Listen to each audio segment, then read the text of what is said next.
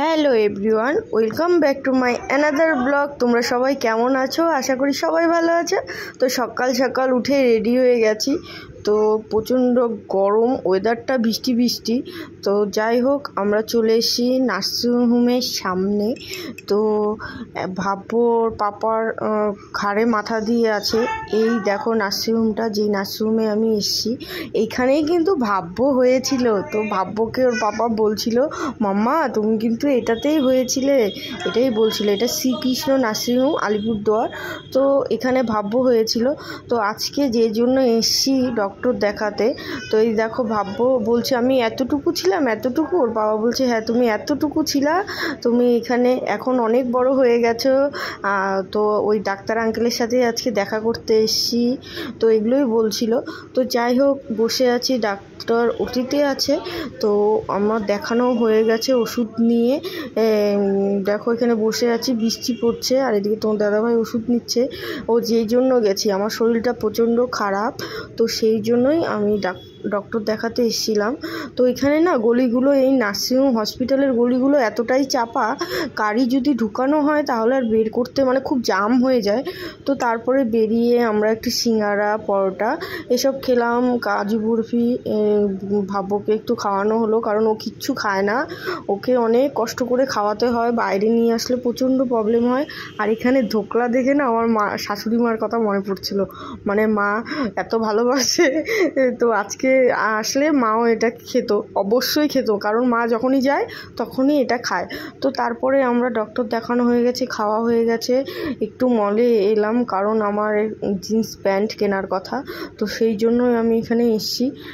তারপরে ওখান থেকে পছন্দ হয়নি, তারপর এলাম জুতোর দোকানে। তো অনেক কটা 5-6টা জুতোর দোকান ঘুরে ফাইনালি একটা দোকানে আমার জুতো পছন্দ হয়েছে, মানে শু পছন্দ হয়েছে। তো তোমার দাদাভাই বিল করছে, আর এদিকে ভাব্য তো প্রচণ্ড জ্বালিয়েছে। এই দেখো আমাদের জুতো কেনা কমপ্লিট, ভাব্যর জন্যও জুতো কেনা হয়েছে। তারপরে আবার একটা মলে গেলাম, এবার গেলাম কসমো বাজারে। ফার্স্টে যেটা গেছিলাম সেটা স্টাইল বাজারে গেছিলাম। তো এই কসমো বাজারে এসে ফাইনালি আমার প্যান্ট পছন্দ হয়েছে। আর এখানে সানগ্লাসগুলো দেখে আমার খুব নিতে ইচ্ছা করছিল, কারণ আমি মলে গেলে সানগ্লাস সবসময় পরে দেখি, এটা ওটা করি, কিন্তু নেওয়া হয়নি। তো যাই হোক, পরে নিব। তো এখন আমরা টোটো করে যাচ্ছি খেতে, কারণ প্রচণ্ড খিদে পেয়ে গেছে। বিকেল 4:30 না 4টা বাজে। যাই হোক, চলো এখন খেয়ে নিই, খেয়ে তারপরে তোমাদের সাথে কথা বলবো। তো গাড়ি নিয়ে ঘুরলে না প্রচণ্ড অসুবিধা হয়, তো ওই জন্য তার মধ্যে বৃষ্টি এই দিন না আরও অসুবিধা হয়। তো যাই হোক, আমরা চলে এসেছি রেস্টুরেন্ট বলতে পারো, হোটেল রেস্টুরেন্ট। তো স্কুলের সামনে প্রচণ্ড ভিড়, দেখতেই পাচ্ছ। তো আমরা কোথায় খেতে চলে এসেছি 16 আনা বাঙালি আনাতে। তো এই দেখো, তো এই যে 16 আনা, এটাতে আমি ফার্স্ট টাইম খাবো। তোমার দাদাভাই এর আগে খেয়েছে 2বার না 1বার, তো আমি ফার্স্ট টাইম খাবো। খেয়ে তোমাদেরকে রিভিউটা দিচ্ছি দাঁড়াও।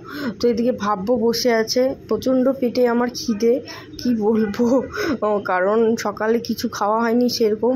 আর আমি এরকম পরোটা টরোটা অতটা পছন্দ করি না। সিঙ্গারাটা খেয়েছি, কারণ শরীরটা যেহেতু ভালো না, খিদে পাচ্ছিল আরও বেশি করে। তো যাই হোক, আমরা ওয়েট করছি, খাওয়ার কতক্ষণ পরে দিবে দেখি। তো ফাইনালি আমাদের খাবার চলে এসছে। দেখো একদম জামাই আদর করে খাবার দিচ্ছে, মানে 16 আনায় 16টা পদ দিয়ে খেতে দিয়েছে। অনেক রকমের আইটেম আছে, লতি, কচু শাক, তারপরে কি বলে পটল পোস্ত টোস্ত অনেক কিছু ছিল। তো যাই হোক, লাস্টে চিকেন নেওয়া হয়েছিল, কারণ আমি বাইরে রেস্টুরেন্টে খেতে গেলে না সবসময় ভেজটাই পছন্দ করি।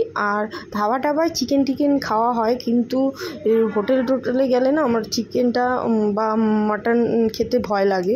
তো তোমার দাদাভাই বলছিল ইলিশ মাছ খাবে নাকি, তো আমি ভাবলাম কেমন না কেমন হবে, ওই জন্য আর খাইনি। তো যাই হোক, তারপরে দেখো দই দিচ্ছে, চাটনি দিচ্ছে, আবার রসগোল্লাও দিচ্ছে।